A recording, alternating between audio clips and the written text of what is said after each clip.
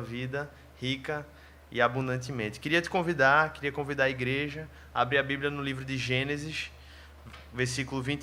capítulo 22, a partir do versículo 1. Gênesis, a partir do versículo...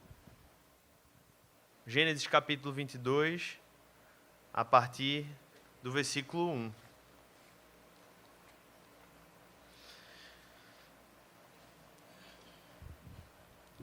Essa história que vamos ler é a história de Abraão. Acredito que a grande maioria de nós aqui já ouvimos um pouco, pelo menos, da história desse homem.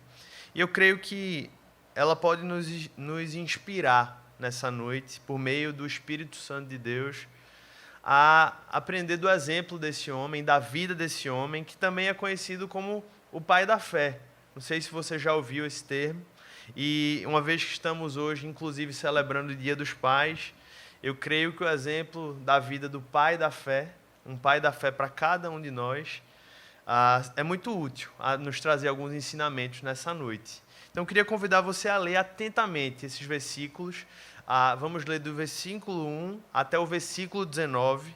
Então, por isso, eu conto com sua atenção, que você possa meditar desde já em cada um desses versículos que vamos ler. A palavra de Deus começa falando o seguinte: passado algum tempo, Deus pôs Abraão à prova, dizendo-lhe: Abraão, ele respondeu: eis-me aqui. Então disse Deus: tome o seu filho, seu único filho, Isaque, a quem você ama, e vá para a região de Moriá, sacrifique-o ali como holocausto, num dos montes que lhe indicarei. Na manhã seguinte, Abraão levantou-se e preparou o seu jumento. Levou consigo 2 de seus servos e Isaque, seu filho. Depois de cortar a lenha para o holocausto, partiu em direção ao lugar que Deus lhe havia indicado. No 3º dia de viagem, Abraão olhou e viu o lugar ao longe. Disse ele a seus servos: fiquem aqui com o jumento, enquanto eu e o rapaz vamos até lá. Depois de adorarmos, voltaremos. Abraão pegou a lenha para o holocausto e a colocou nos ombros de seu filho Isaque. E ele mesmo levou as brasas para o fogo e a faca. E caminhando os dois juntos, Isaque disse a seu pai Abraão: meu pai? Sim, meu filho, respondeu Abraão. Isaque perguntou: as brasas e a lenha estão aqui, mas onde está o cordeiro para o holocausto?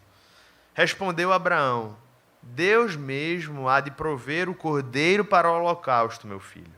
E os dois continuaram a caminhar juntos. Quando chegaram ao lugar que Deus lhe havia indicado, Abraão construiu um altar e sobre ele arrumou a lenha.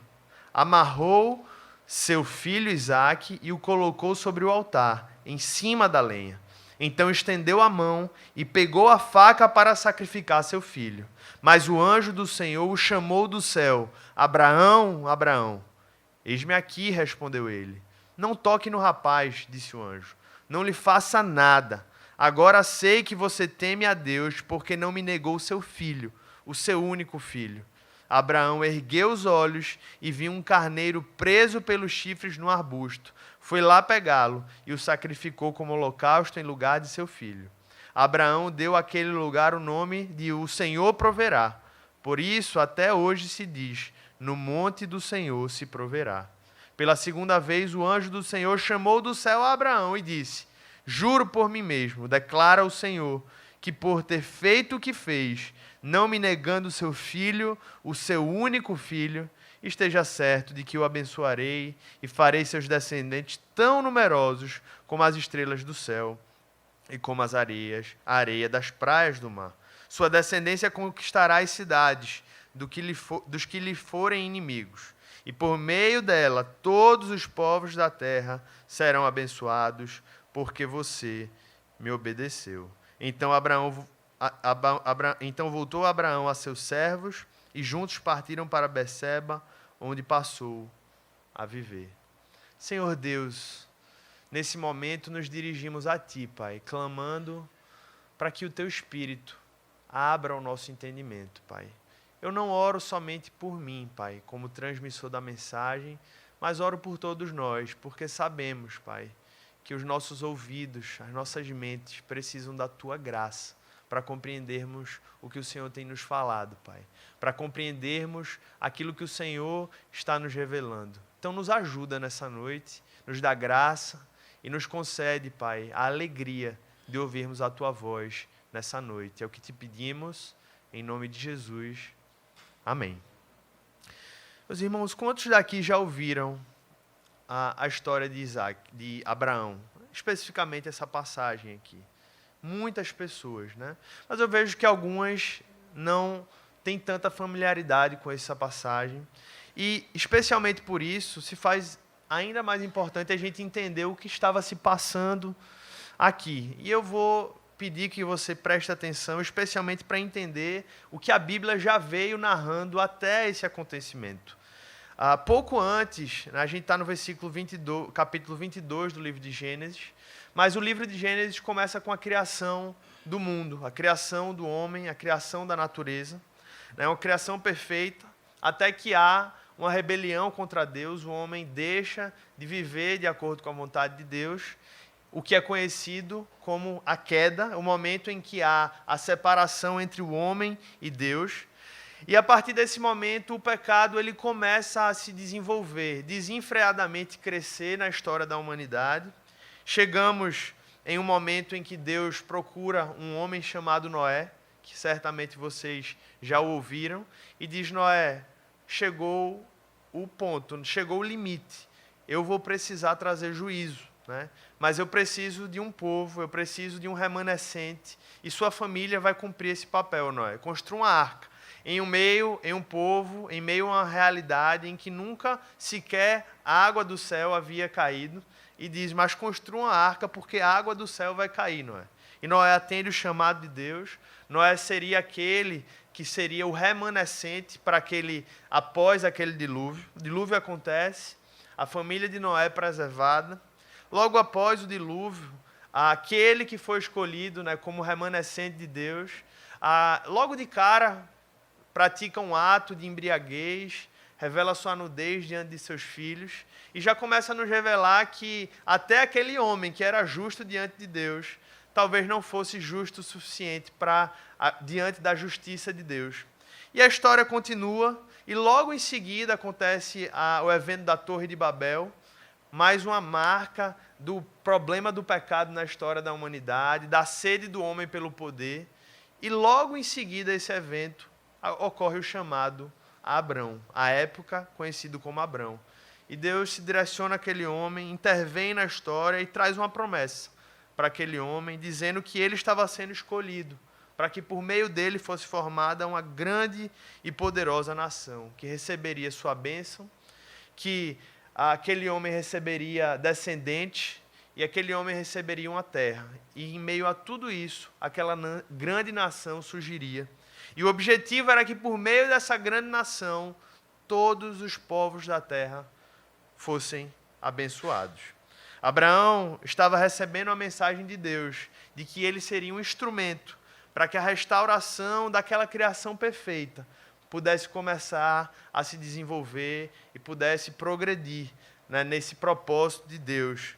Acontece que logo em seguida, após esse chamado, né, glorioso, um chamado que certamente se eu e você tivéssemos recebido, seria uma grande honra para mim, para a sua vida. Imagina, você ouvir um chamado desse da parte de Deus e você receber uma promessa dessa da parte de Deus.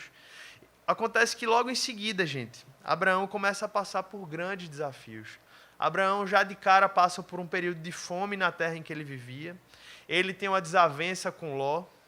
Abraão passa por uma crise de fé, onde ele já duvida que aquela promessa de Deus, que ele teria um filho, e que desse filho viria sua descendência, isso começa a ficar um pouco embaçado na mente daquele homem, e isso é o motivo pelo qual ele e sua esposa decidem pegar um atalho, né? Vocês conhecem a história e dizem: bem, eu acho que na verdade, eu acho que a gente vai ter que dar o nosso jeito, e vamos ter que ter um filho de uma outra forma. E daí nasce Ismael. Depois disso, Abraão passa pela experiência de ver a destruição de Sodoma e Gomorra. Depois disso, ele passa por uma experiência de exílio em uma outra terra. Até que ele passa, em meio a esses momentos também, vale ressaltar, por algumas experiências de alegria, quando Deus reaparece a ele, faz uma aliança, muda o seu nome para Abraão, e também, nesse meio tempo, ele passa por uma experiência que, apesar do seu equívoco ali, de duvidar das promessas de Deus, ele vê finalmente Deus trazer o seu filho. Já em sua velhice, Isaac nasce, e depois de todas essas experiências, que eu tentei resumir aqui de forma muito breve, depois de tantos desafios que ele passou em sua vida, depois de até duvidar que Deus enviaria de fato Isaac, a Bíblia narra que uma vez Isaac nascido, Deus aparece novamente para Abraão e faz esse pedido, dá essa ordem que acabamos de ler. Provavelmente a maior provação da vida de Abraão, provavelmente uma das maiores provações já vistas na história da humanidade. Depois de tantas lutas para que o filho da promessa viesse, Deus aparece a Abraão, dizendo: Abraão, sacrifica o teu filho, Abraão. A ordem, quando aquele homem ouviu, certamente deve ter sido como se uma espada o cortasse. Ele, sem entender bem o porquê daquele pedido, porque além de implicar o sacrifício do próprio filho, que por si só já seria suficiente para arrasar aquele homem, aquela ordem de alguma maneira significava também a frustração de uma promessa, porque afinal seria por meio daquele filho que a grande nação viria.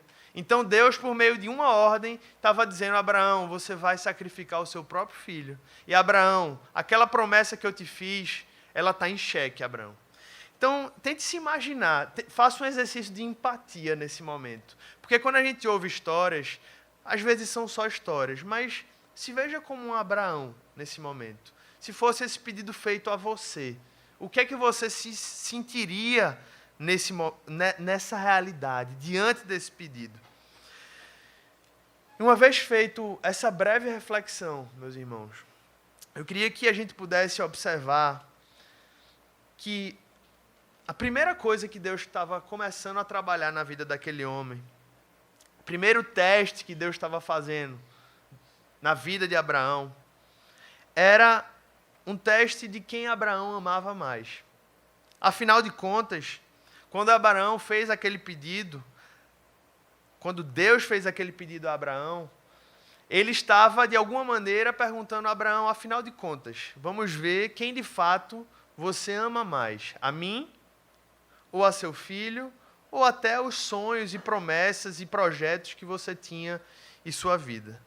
E a reação de Abraão, ela foi, a gente pode dizer dessa forma, surpreendente, meus irmãos. Quando ela está numa história que a gente simplesmente lê o resultado, ela parece simples.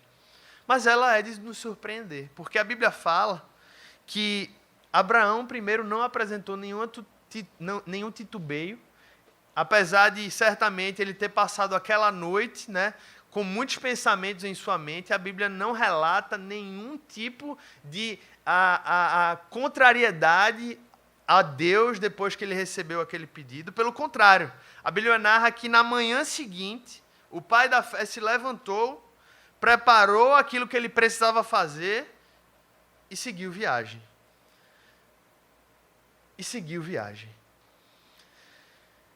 E aqui, meus irmãos, eu creio que nós temos uma primeira lição que Abraão nos traz, nos revelando o quanto amor, o quanto de adoração e o quanto de valorização aquele homem tinha em relação a Deus. Porque Deus estava colocando diante dele ali, provavelmente, as duas coisas que aquele homem mais valorizava naquele momento: o seu filho, que dispensa comentários de eu explicar o porquê era valorizado, e o projeto de vida que aquele homem estava se desenhando para viver. Afinal de contas, quando ele saiu da terra de Ur, ele foi, atendeu a voz do Senhor, sabia que haveria de receber uma terra, dessa terra viria a grande nação, os seus descendentes, e tudo aquilo estava em xeque. E aquele homem, com a sua atitude, respondeu dizendo: Deus, eu te amo acima de todas as coisas, Senhor. Eu te amo acima de todos, de tudo e de qualquer coisa que possa se revelar na minha frente. E eu creio, meus irmãos, que essa atitude de Abraão nos revela que amar a Deus acima de todas as coisas é a única forma de amar verdadeiramente. Porque se Abraão tivesse dito, e ele poderia até usar esse argumento, ainda que falso, mas era um argumento que poderia se levantar na mente dele: Deus, como eu vou sacrificar o meu filho? Como, Senhor, eu vou seguir essa viagem? Como eu vou dar esse passo? Mas Abraão disse: não, eu creio que se eu amo a Deus acima de todas as coisas, essa é a melhor maneira de eu poder amar o meu filho, amar aquilo que o Senhor tem me chamado para fazer. Porque se o amor a Deus, meus irmãos e minhas irmãs, não está acima de qualquer outra coisa em nossas vidas, certamente o amor que estamos dedicando a outras coisas tem sido um falso amor. Porque, na verdade, tem sido um amor idólatra. E enquanto eu preparava essa mensagem, eu me deparei com um vídeo que descreveu de forma perfeita aquilo que eu estava pensando enquanto eu li essa passagem. E eu queria pedir sua atenção nesse momento. Eu pensei, eu até poderia explicar o que esse vídeo quer dizer. Mas uma vez que ele fala exatamente o que eu quero dizer, eu vou me utilizar dele e queria que você pudesse ouvi-lo atentamente, como essa história de Abraão se relaciona com isso que esse vídeo vai narrar.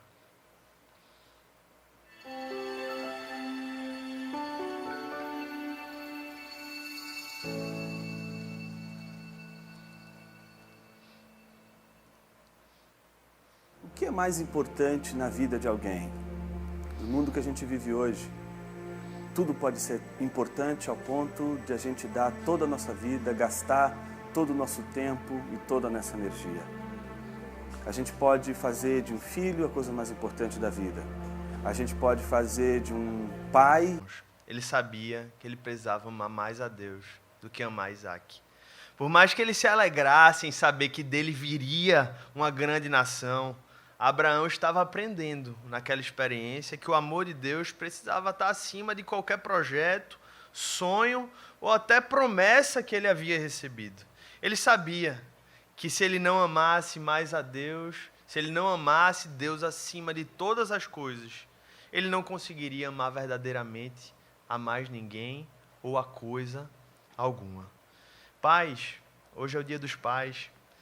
Se nós queremos amar verdadeiramente a nossos filhos, nós precisamos amar a Deus acima de todas as coisas. Maridos, esposas, se nós queremos ser verdadeiramente amantes um do outro, né, e amar-nos uns aos outros, né, como a Bíblia nos chama a amar, Deus ele precisa estar sendo amado por nós mais do que amamos a nossa esposa, mais do que amamos o nosso marido. Amigos e irmãos na fé, se você quer realmente amar a pessoa que você vive, né, que você congrega, que faz parte do seu grupo pequeno, Deus precisa estar acima desse amor. Igreja na rua, nós que quando saímos para amar aquelas pessoas, o nosso amor de Deus precisa estar muito maior, porque quando o amor de Deus nos enche, nós vamos transbordar diante daquelas vidas, meus irmãos. E qualquer outra forma de viver nos fará praticar um falso amor. Afinal, nós só amamos verdadeiramente porque Ele nos amou primeiro. Então, que em nome de Jesus, essa verdade, essa experiência de Abraão possa nos trazer esse primeiro ensinamento, que é impossível amarmos verdadeiramente se o nosso amor a Deus não estiver acima de todas as coisas. Amém? E quando o texto continua, meus irmãos, Abraão também continua nos ensinando algumas outras lições. E uma outra lição que ele nos traz é ver a confiança que ele depositou em Deus. Afinal, esse é o principal título que ele recebe da parte do Senhor, que é o pai da fé. Eu não sei se você percebeu a profundidade do diálogo entre Abraão e Isaac no versículo 6 a 8. Cara, esse diálogo ele é um negócio assim realmente impressionante. Eu vou pedir a você para reler essa passagem. Presta atenção. Abraão pega a lenha para o holocausto, coloca nos seus ombros seu filho Isaque, levou as brasas para o fogo e a faca, e enquanto eles caminhavam, Isaque disse a seu pai: meu pai? E Abraão faz assim: sim, meu filho. E Isaac olha para ele e pergunta: as brasas e a lenha estão aqui, meu pai. Mas onde é que está o cordeiro para o holocausto? Imagina Abraão ouvindo essa pergunta do seu filho. Você consegue tentar imaginar o drama daquela situação, mas mais impressionante é a resposta que Abraão dá para aquele menino. Respondeu Abraão: Deus mesmo há de prover o cordeiro para o holocausto, meu filho. Abraão estava dizendo: eu não sei como essa situação vai se resolver, mas Deus mesmo há de prover. Eu não tenho dúvidas, meus irmãos, que por mais seguro que Abraão tivesse ao falar essa frase, que havia um pouco de confusão no interior daquele homem. Alguém duvida disso? Que aquele homem tinha algum tipo de insegurança de dizer: eu não sei bem como essa história vai acabar. Por mais que ele confiasse em Deus, havia algo dentro dele. Mas o mais incrível é que apesar de haver algo dentro dele, ele manteve a sua fé. Ele disse: eu mantenho a minha fé e vou dizer para o meu filho que Deus mesmo há de prover. Afinal, apesar da contradição entre a promessa que ele havia recebido e o mandamento que ele acabara de ouvir para sacrificar o seu filho, ele continuava crendo que Deus haveria de fazer algo. E não é exatamente assim com a gente? Apesar de termos a certeza bíblica de que Deus nos dará o pão de cada dia, passamos por situações em que parece ser impossível acreditar nessa verdade, até que a situação passa e vemos a poderosa mão de Deus agindo em nosso favor. Ou ainda, diante de doenças incuráveis, relacionamentos quebrados, vazio espiritual ou qualquer outra situação em que parece não haver solução, somos desafiados e realmente provados em nossa fé. E esse é o momento em que Deus está nos desafiando a dizer: sim, Deus mesmo há de prover. Afinal, fé é a certeza daquilo que esperamos e a prova das coisas que não vemos. Inclusive, o autor de Hebreus, ao falar dessa experiência de Abraão no capítulo 11, ele fala: pela fé, Abraão, quando Deus o pôs à prova, ofereceu Isaque como sacrifício. Aquele que havia recebido as promessas estava a ponto de sacrificar o seu único filho, embora Deus lhe tivesse dito: por meio de Isaque a sua descendência será considerada. Ou seja, por mais que ele tenha ouvido essa promessa, Abraão levou em conta que Deus pode ressuscitar os mortos e figuradamente recebeu Isaque de volta dentre os mortos. O que é que o autor de Hebreus está dizendo? Está dizendo que o que estava no coração de Abraão era que ele dizia: se Deus prometeu que Abraão seria o instrumento por meio do qual a descendência viria, e Deus me pediu para sacrificar Abraão, eu creio que ele vai ressuscitar Abraão. É a única explicação. Veja que fé, meus irmãos. Veja que homem diante de Deus e diz: Senhor, Deus mesmo há de prover. Pais, mães, ou qualquer um de nós, temos nos preocupado com, de repente, sustento da nossa casa, ou temos nos preocupado com os desafios que têm se levantado diante dos nossos olhos. Essa passagem, essa história nos deixa uma lição preciosa, meus irmãos. Confiar em Deus é a única forma de ver a provisão divina diante dos nossos olhos. Confiar irrestritamente em Deus é a forma em que Ele faz com que a sua provisão se materialize diante dos nossos olhos. Faça tudo enquanto compete a você, como homem, como mulher, como pai, como mãe, como esposa, como marido, como trabalhador. Mas tudo aquilo que compete ao Senhor, entregue a Deus. A entrega de Abraão, de Isaque por Abraão, era uma coisa que não competia mais a ele. Deus havia pedido, ele não tinha o que fazer. Então o que é que aquele homem fez? Eu entrego. A preocupação, meus irmãos, a preocupação ansiosa, além de ela ser inútil, ela é pecado por um motivo muito simples. Porque questiona a sabedoria de Deus, ao dizer que Deus não sabe o que faz, questiona o amor de Deus ao dizer que Deus não se importa, e questiona o poder de Deus ao dizer que Deus não pode fazer. E eu sei que teriam muitos exemplos aqui, eu creio que muitos testemunhos aqui poderiam descrever o que é viver uma experiência dessa, de se ver no meio ali, né? Entre situações em que nós olhamos para nós e ao mesmo tempo olhamos para os desafios que temos enfrentado. Mas eu quero que nessa noite, em nome de Jesus, você possa sair, dentre outras coisas daqui, mas com essa palavra que Abraão falou: Deus mesmo há de prover. Deus mesmo há de prover o cordeiro para o holocausto, meu filho. Não sei qual o cordeiro para o holocausto que você tem precisado. Cada um aqui, meu irmão, minha irmã, tem uma realidade. Mas se é algo que Deus tem te revelado e que Ele tem te garantido que Ele tem feito aquilo, ou se é uma promessa de Deus para a tua vida, Deus mesmo há de prover. Amém? E uma última lição que Abraão nos deixa. Inclusive, Abraão, quando é descrito, é muito conhecido como um exemplo de fé e, ao mesmo tempo, um exemplo de quê? Obediência. Nós falamos dele, de um exemplo de amor a Deus acima de todas as coisas, falamos de Abraão como um exemplo de fé, mas não poderíamos deixar de falar de Abraão como um exemplo de obediência, meus irmãos. Depois de falarmos tudo isso, quando a gente olha os versículos 15 a 18, é impressionante percebermos que quando o anjo, logo após aparecer a Abraão, dizendo: Abraão, calma lá, Abraão, não precisa fazer isso, você foi aprovado.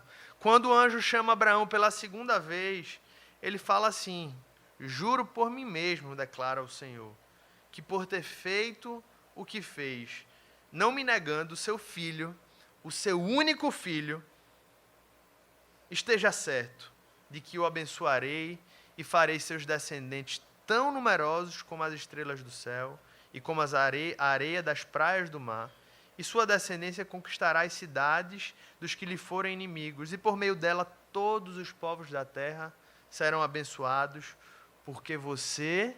Tem a imagem aí desse versículo? Olha como acaba o versículo, meus irmãos. Versículo 18. Eu queria que você pudesse ler comigo esse versículo 18, se a gente conseguisse. E por meio dela, todos os povos da terra serão abençoados, porque você me obedeceu. Porque você me obedeceu. Por ter feito o que você fez, Abraão. Esteja certo de que eu abençoarei, porque você me obedeceu. Meus irmãos, é impossível. Eu falo isso por meio da autoridade das Escrituras e do Espírito Santo que habita em nós. E eu falo isso com a autoridade de Deus, dizendo nessa noite que é impossível esperarmos as bênçãos de Deus enquanto vivermos uma vida de desobediência. Isso é muito forte, mas isso é restaurador e fonte de cura para as nossas vidas. Abraão, quando recebeu essa promessa de bênção, ao final do versículo que a gente leu, Deus disse que ele seria abençoado, porque você me obedeceu. Vivemos em um tempo, meus irmãos, em que o cristianismo, ele tem sido, de algumas formas, distorcido. Isso sempre aconteceu na história. Mas eu creio que uma das formas de distorções em nossos tempos atuais é a falsa ideia de que podemos ser abençoados por Deus, enquanto as nossas vidas não estiverem buscando viver de acordo com a sua vontade. Isso é muito profundo, mas é necessário ser dito. Porque tem pessoas que têm vivido uma vida desgraçada e muitas vezes não entenderam que enquanto não decidirem, Senhor, eu vou buscar viver uma vida de obediência, que isso muitas vezes não vai poder ser restaurado. Eu não estou ignorando a atuação da graça divina. Eu creio de todo o meu coração que um dos maiores alegrias e privilégios que nós temos da obra de Cristo é que se não fosse a graça dele em nós, nós estaríamos perdidos. Mas o fato é que quando essa graça nos alcança, verdadeiramente nos alcança, um sentimento de obediência nos acomete, meus irmãos. É isso que começa a ser gerado em nossos corações. E esse testemunho de Abraão, ele é uma prova disso. Então eu queria dizer isso aqui nessa noite, que se a nossa vida enquanto cristãos não for marcada por uma busca de obediência, gente, de nada vai valer as nossas orações. Eu lembro que uma frase que um bispo disse em alguns cultos passados, mas de nada vale, né, mais vale um grama de obediência do que uma tonelada de oração. Não é que a oração ela é desnecessária, muito pelo contrário. A oração é a vida de Deus sendo realizada em nossas vidas. Mas de nada adianta milhares de orações enquanto as nossas vidas estão vivendo o oposto da vontade de Deus para nossas vidas, o oposto do desejo de Deus em nossos corações. De nada vai valer as nossas ofertas, as nossas boas ações, os nossos posts espirituais nas redes sociais. Isso de nada adianta se a nossa vida não estiver sendo pautada por uma busca incessante de dizer, Senhor, faz a tua vontade em minha vida, Senhor. Mais do que isso, se não entendermos que a nova vida em Cristo é um chamado à obediência a Deus, isso revela, meus irmãos, que sequer compreendemos o Evangelho em sua plenitude. Afinal, Cristo morreu a nossa morte para que possamos viver a sua vida, a sua nova vida em nossas vidas. E eu creio que o exemplo e vida de Abraão nos serve hoje como chamado à irrestrita obediência a Deus. E eu digo isso, pais, já que hoje é o dia dos pais, estou trazendo muitas aplicações para nós. Se nós queremos realmente ser instrumentos de bênção para a vida dos nossos filhos, ou vocês que ainda vão ser pais, mas guardem essa mensagem, nós precisamos ser, antes de tudo, obedientes a Deus. Sua vida, nossa vida, está ensinando 24 horas por dia ao nosso filho. E se queremos filhos obedientes a Deus, precisamos antes ser pais verdadeiramente obedientes a Deus. A obediência a Deus é um valor inegociável para o discípulo de Jesus, porque foi o mesmo Jesus que disse, vinde a mim, todos os que estão cansados e sobrecarregados. Foi o mesmo que disse em Mateus 7, nem todo aquele que me diz Senhor, Senhor, entrará no reino dos céus, mas apenas aquele que faz a vontade de meu Pai que está nos céus. Muitos me dirão naquele dia, Senhor, Senhor, não profetizamos em teu nome? Em teu nome não expulsamos demônios e não realizamos muitos milagres? Então eu lhes direi claramente, nunca os conheci. Afastem-se de mim, vocês que praticam o mal. Que o Senhor tenha misericórdia das nossas vidas. Eu falo isso a começar de mim, meus irmãos. Porque quando eu leio essa passagem, e ele diz assim, Senhor, Senhor, não profetizamos em teu nome, ele está falando, em primeiro lugar, para mim, né? Em primeiro lugar, para os pastores de uma igreja, que profetizam e falam da parte de Deus semana após semana. Que o Senhor tenha misericórdia de nossas vidas em nome de Jesus. Porque é exatamente esse desafio da obediência, mas ao mesmo tempo a gente se vê incapacitado e a gente diz, Senhor, derrama da tua graça sobre mim, Pai, em nome de Jesus. Meus irmãos, Abraão nos trouxe, portanto, aqui, dentre várias outras coisas que poderíamos tirar dessa passagem, mas ele nos tirou e nos apresentou que amar a Deus acima de todas as coisas é a única forma de amar verdadeiramente. Afinal, qualquer outra forma de amor vai ser um falso amor.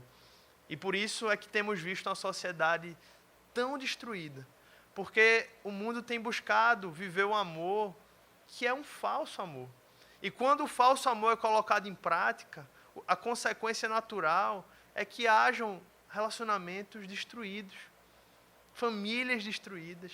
Porque quando Deus não está no centro, e Deus não é o maior professor de como amar, não há outra forma, meus irmãos. O problema está instaurado. Então, Abraão nos ensinou isso.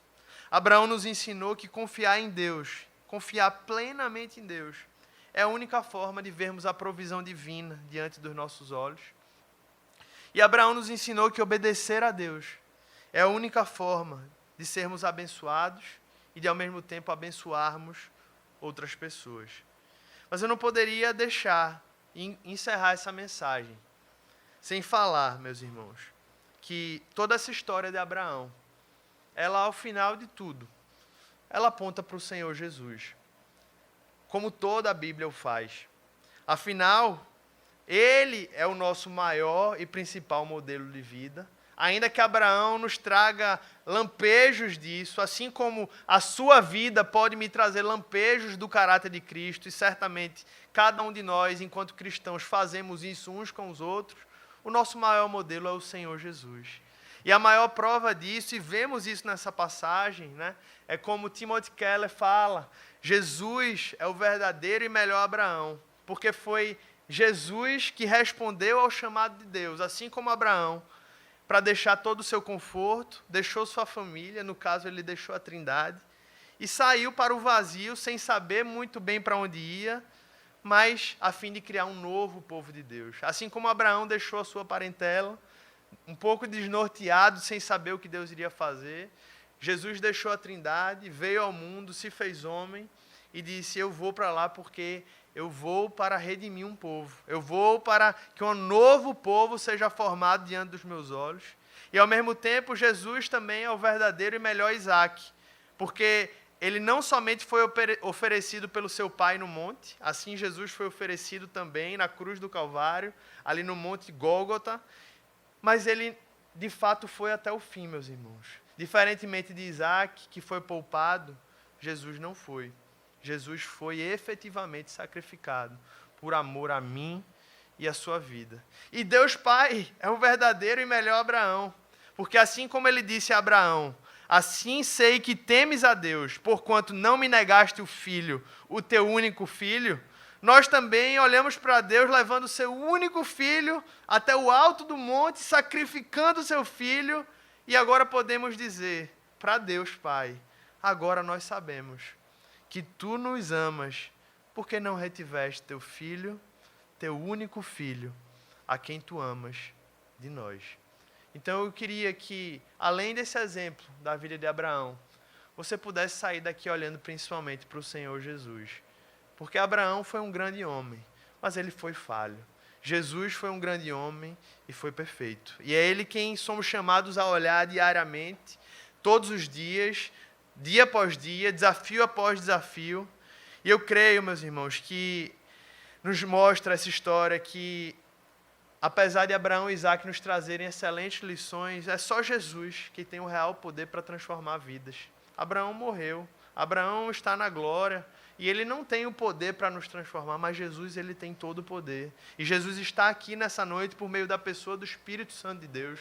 E eu creio que se ele está aqui, ele pode salvar vidas, porque Jesus é especialista em salvar vidas. E se você hoje sendo tocado pelo Espírito Santo de Deus, que seja uma noite de salvação para você. Se você ainda não reconheceu a necessidade de salvação, que seja uma noite de salvação para a sua vida, em nome de Jesus. Creia no Senhor Jesus e serás salvo, é o que a palavra de Deus fala. E eu oro também por todos aqueles que já são discípulos, mas que se veem com tantos desafios para viver isso aqui que a gente viu, para amar verdadeiramente a Deus acima de todas as coisas, para confiar em Deus em momentos tão difíceis, para obedecer a Deus diante de tantos desafios. Eu creio que nós precisamos encerrar, portanto, em oração, porque é somente Deus quem nos capacita para viver isso. E eu oro, meus irmãos, para que seja somente Ele que derrame da sua graça, da sua misericórdia e da sua ajuda nessa noite a cada um de nós. É a minha oração e eu convido você também a fazê-la. Você pode ficar de pé nesse momento. Você pode gastar